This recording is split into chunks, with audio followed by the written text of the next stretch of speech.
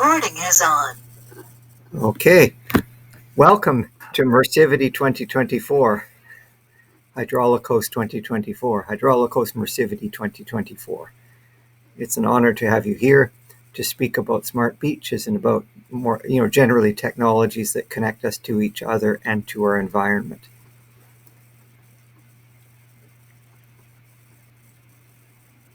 So we have Jacob here from SwimSmart Technologies and talking about beach safety as we could think of safety and accessibility as basic human rights. Anyway, take it away, Jacob. Thank you, Steve. All right, so I'm going to share screen. Let me, okay, window. Let me try this.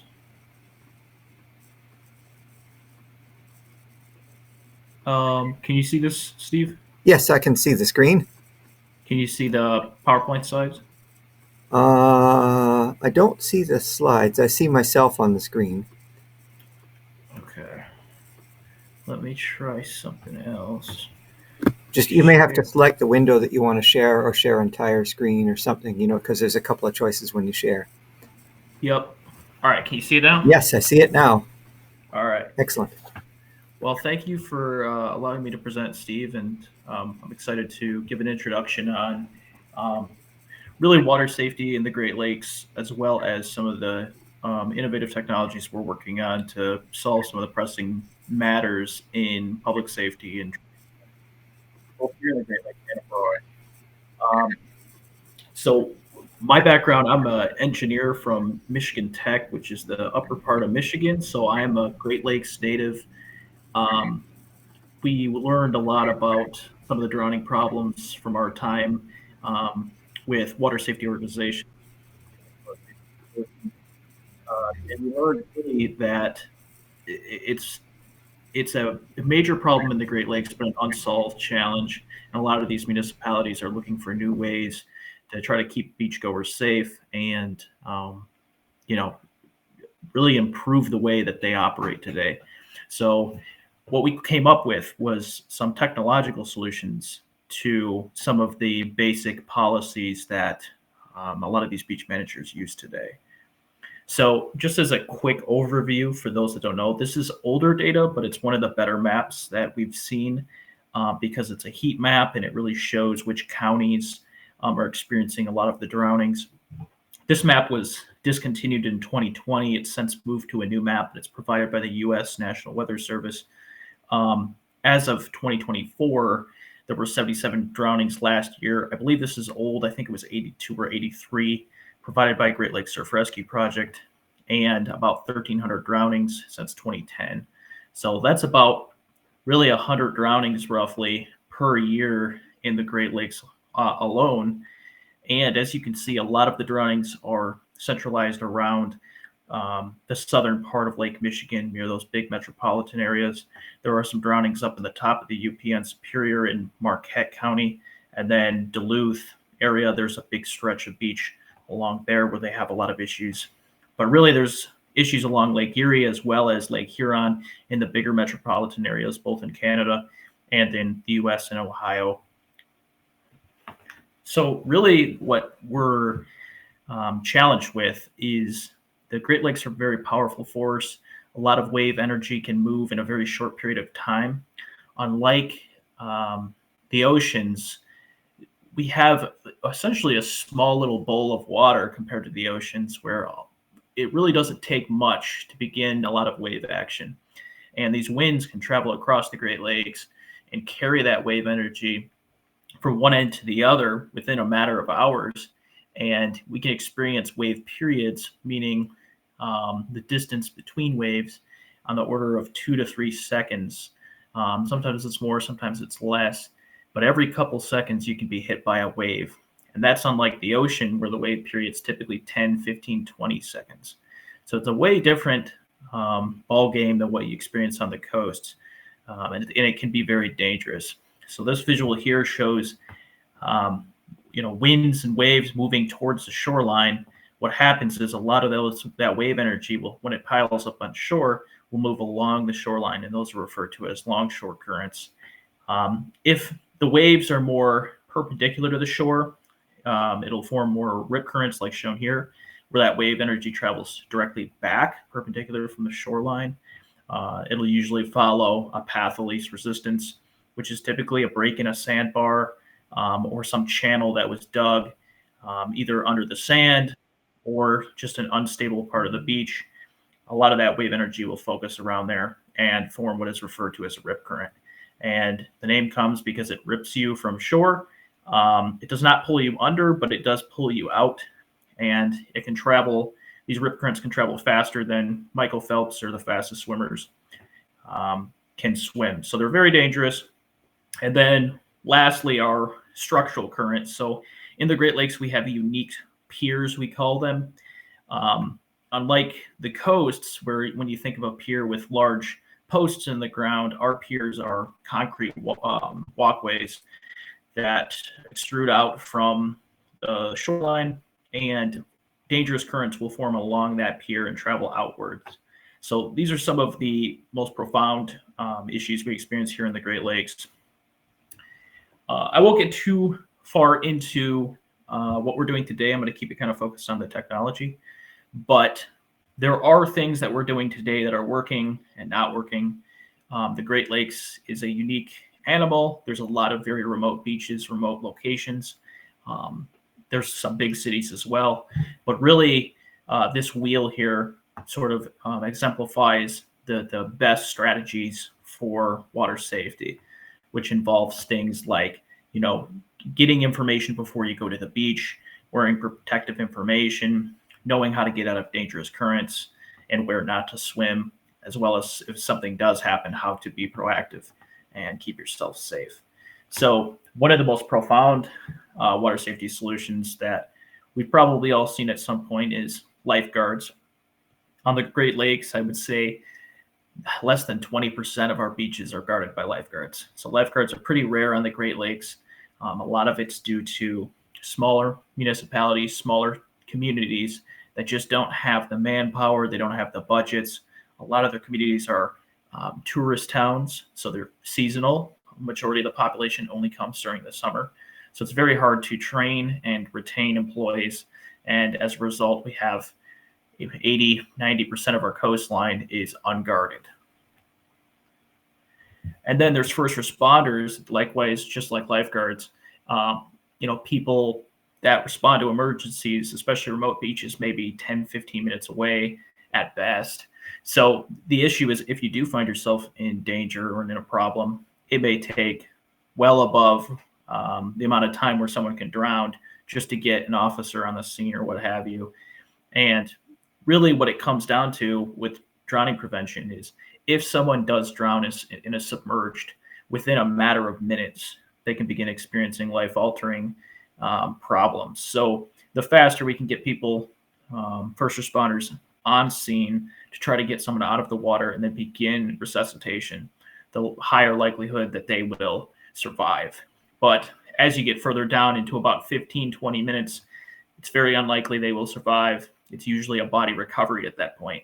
So the most important thing we can do is provide people on the beach the ability to perform a rescue, because that is the most likely chance that they will be able to intervene before permanent life-altering damage happens. Another very profound thing around the country, but also the Great Lakes, is public warnings, which consists mostly of the beach warning flag system. It's just a series of cloth flags. They're colored red, yellow, green, purple, and double red, which just indicates the level of risk when swimming.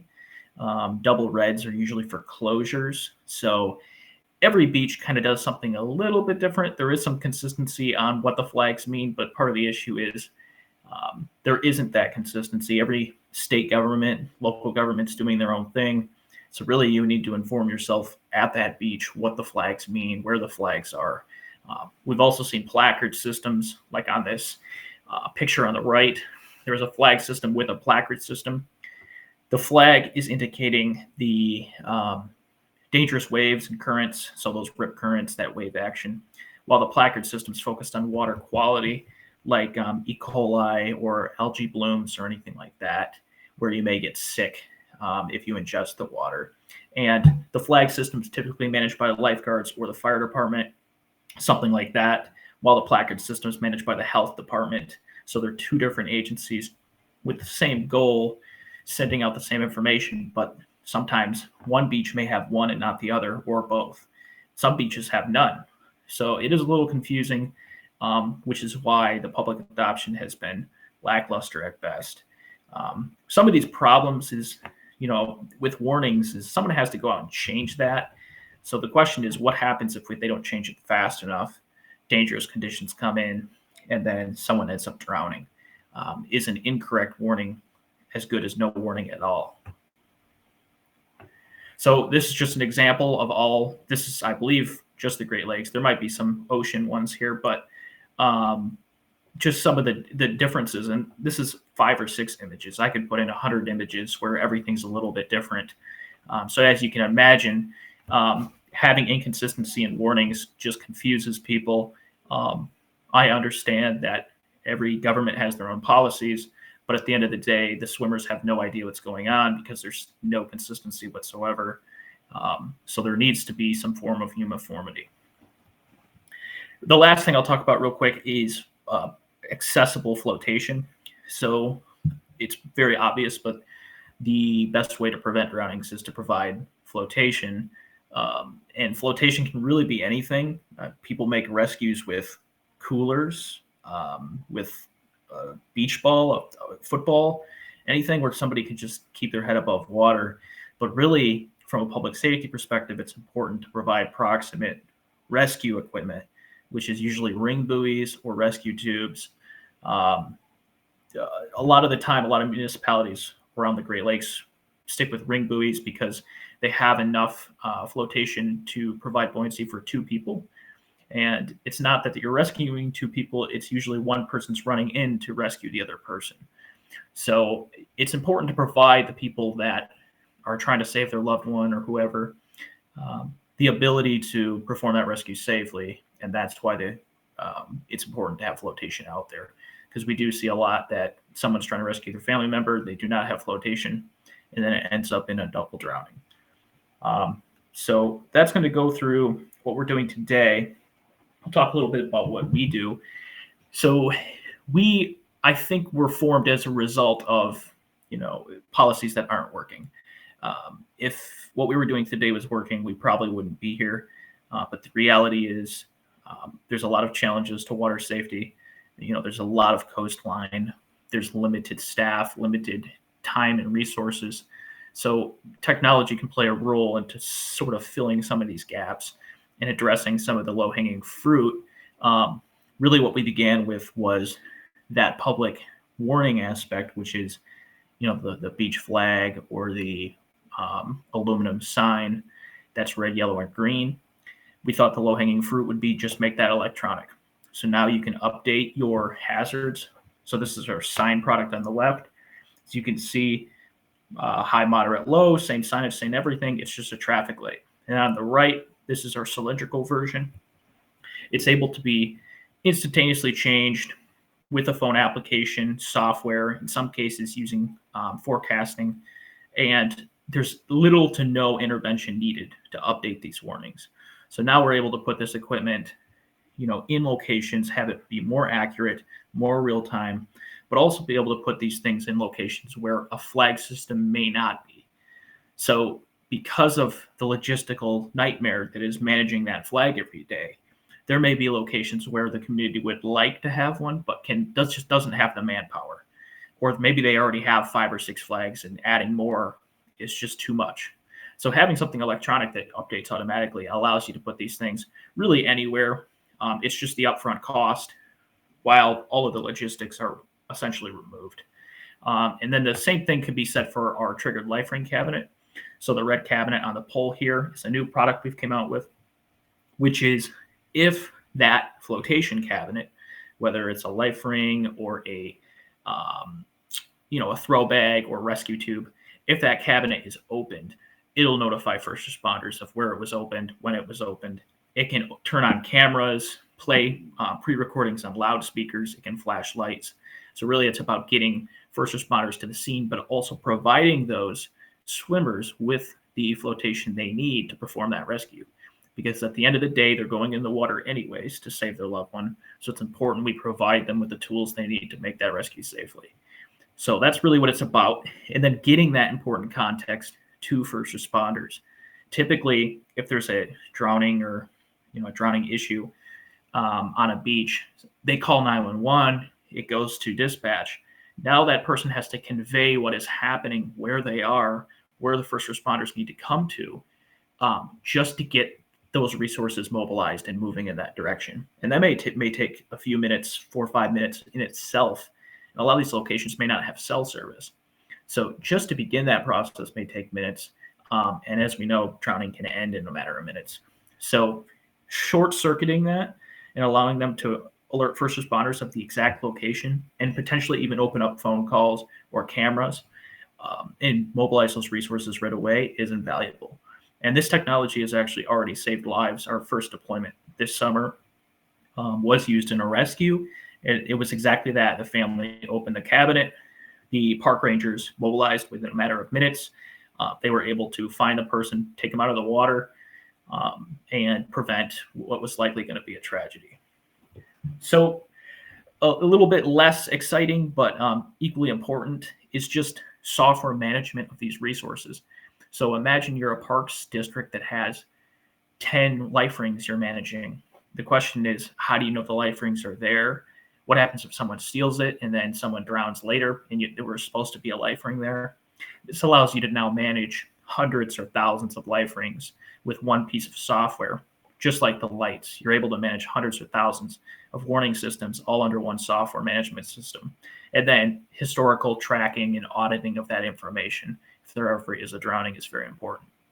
And then the last thing we're focusing on is forecasting. So the ability to collect camera data or weather data at that beach to make the lights more accurate and make it more hands-off for the municipalities. So really quickly, I'll just go through some of the processes. So the life ring cabinet, these are a lot of the features we offer, and you're welcome to check out our website to get some more information on that. But really what happens is this cabinet's opened. It can either be the cabinet or it can be a button. They press the button, open the cabinet. It will alert the phone application. It can send phone calls.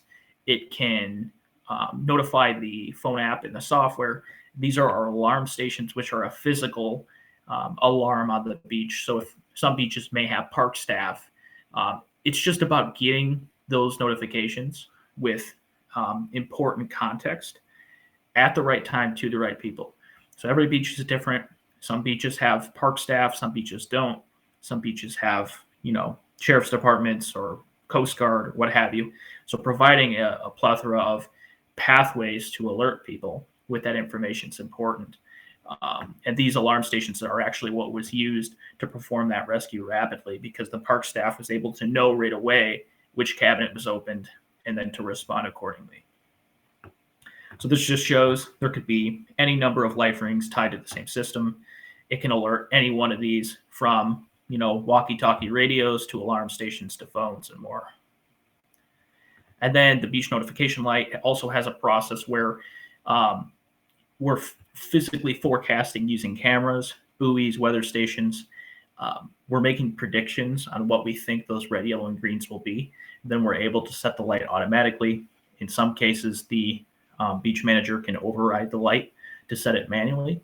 But really, it's about getting those light changes streamlined, tailored to that beach, and then providing that information to the decision makers on, which days are most dangerous, how do we plan resources, and try to protect public safety. And then the last thing is really all of these existing features, such as cameras and phones.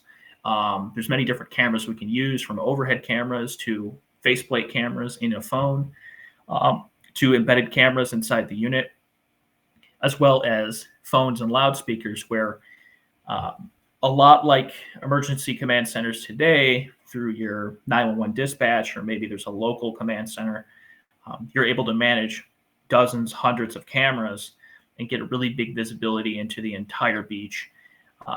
And then the ability to engage those independent resources for specific emergencies. So let's say the park is closing, you're able to call into every single unit, turn on lights, notify people the park's closed, and then really it provides a beach management platform that allows you to manage a pretty dramatic resource with limited staff by leveraging technology. So this just shows cameras, phones, everything comes into the command center, and then that person at that desk or what have you is able to respond accordingly. So to talk a little bit more about cameras, there's various options with cameras. Cameras can be used for many different use cases. One of the most obvious would be public safety. So here's a case where this beach, during a 4th of July weekend, a very busy weekend for this beach, brought in additional cameras. A lot of the time, depending on the first responder, they may want their own cameras. So providing access to many different departments, whether it's state police authorities, local police, federal police, what have you, it's important to have a lot of visibility in different locations. So from a public safety perspective, having visible cameras where it's a deterrence to mitigate crime, or in some cases be able to capture something happening and then use that information for whatever court case or a FOIA request or what have you. And then there's integrated cameras. So in this case, these are visible cameras, but cameras can be integrated into any of our beach poles or our signs or anything else where they're covert, they're hidden. That may be a case where it may be a public safety deterrence, but it may be something more simple, like our forecasting product, where the camera is not necessarily used for public safety, but is used for forecasting or some specific use case, like people counting or erosion tracking. So really, the camera is less about trying to deter people and scare people into behaving nicely. Rather, it's used for trying to improve the efficiency of the unit using data. And then faceplate cameras is a third, where the camera is embedded on the phone or on the life ring. And that's a case where those cameras are dedicated to emergency response. So it may not be a camera that's streaming 24/7, but it's a camera that is opened only when emergencies are happening. And it's used strictly to screen emergencies, to talk to people in need, and then provide them as much context needed to respond in an emergency situation. There are trade-offs to cameras, whether it's cost, which is an obvious one. What is your use case? What are you trying to accomplish? That may change what kind of camera you implement. Power supplies. So there's very powerful multi-camera modules, but they're very power hungry. So if it's a solar powered unit, that may not be as easily accomplished. And then there's smaller, low powered cameras that take periodic snapshots that are more suitable for a solar panel. And then there's things like how do you manage those cameras? So for more complex setups where there's a video management server on site at the beach, there's fiber networks and everything, you're able to really have high-powered, high-bandwidth cameras streaming a lot of data at once with a lot of storage. Then there's beaches that have no power, no internet, and you're running off a cellular interface. Well, you might need something very conservative, very low footprint, low powered, and then you're storing everything in the cloud. So there's a trade-off to everything. There are applications where not only will you have a camera, but you may have a computer where you're able to do AI, machine learning, edge processing, where you're taking in camera data, doing some sort of function like forecasting, detecting rip currents, detecting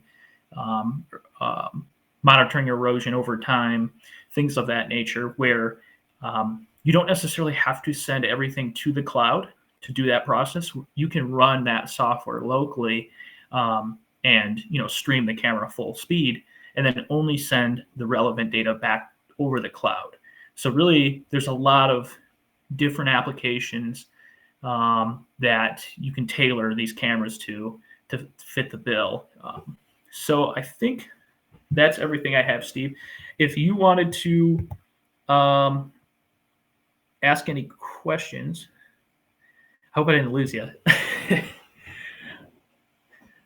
Yeah, I'm happy to answer any questions you may have. I think you're muted, but thanks again for your time. Yeah, let me unmute myself. So yeah, that was a good presentation. I think that really touches on the idea of an example of a technology that connects people to each other and to their environment. And one thing, it definitely is, we see the connection to the environment here about getting people out and to swim safely and to connect to their surroundings and get information about the beach.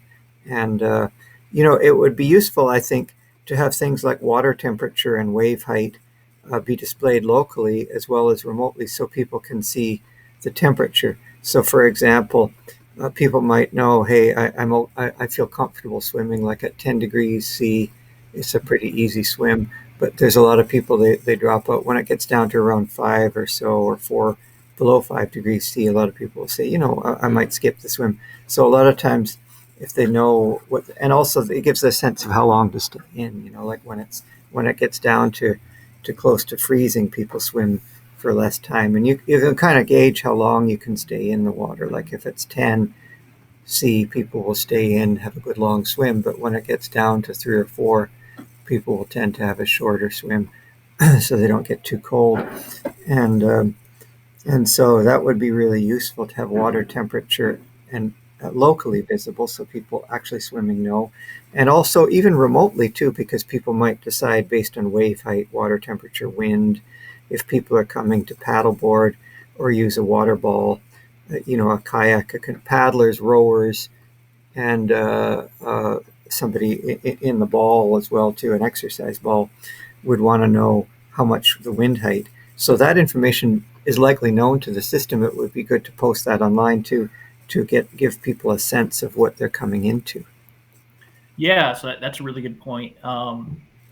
This isn't just about providing information to public safety officials and beach managers, but also the public. And there's a number of ways that we're trying to accomplish that. One of it's to data sharing to the Weather Service, so that then the Weather Service can publish that information in all the channels they have today. So whether it's the news or online phone application or swim maps, but yeah, also having targeted information. So let's say you're a municipality or maybe a private resort, you're able to post that information on your resort page, on your municipality's page, where it shares things like you said, water temperature, UV, wave height. Hey, don't do this today, right? Maybe you only want to swim for 10 or 15 minutes for hypothermia, or maybe you don't want to bring inflatables to the beach because there's heavy winds. So things like that, where it's really driven and streamlined for those beach managers, where all the safety stuff's captured in a portal, and then they can present that locally with very little input needed. Even direct public access makes sense too. Like members of the public could visit and see from the camera how crowded the beach is, what the waves look like generally. A lot of times people will like to have a look at the beach before they come and get a sense of some information directly. The weather providers are often slow and they aggregate the data and it becomes not too useful. Whereas if you could directly see from the camera feed and know what the temperature was immediately in real time from that particular beach, it would be quite useful, I think. Yeah, like surprisingly, cameras are very requested for public safety and forecasting, but the biggest thing is they just want people to be able to see the beach and publish that on their website and just have a camera feed. So it's definitely a very simple use case for a camera, but provides a lot of value. Yeah, yeah. Do you have temperature sensors, buoys that are floating that are collecting data as well? We can. We're still kind of navigating what we're calling it the forecasting toolkit. So, what do we need in that to be valuable?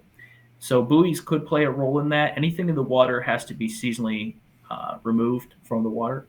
So, we're trying to accomplish that through, whether it's LiDAR or cameras or something, where we don't physically have to put anything in the water. So, water temperature might be a little bit more difficult.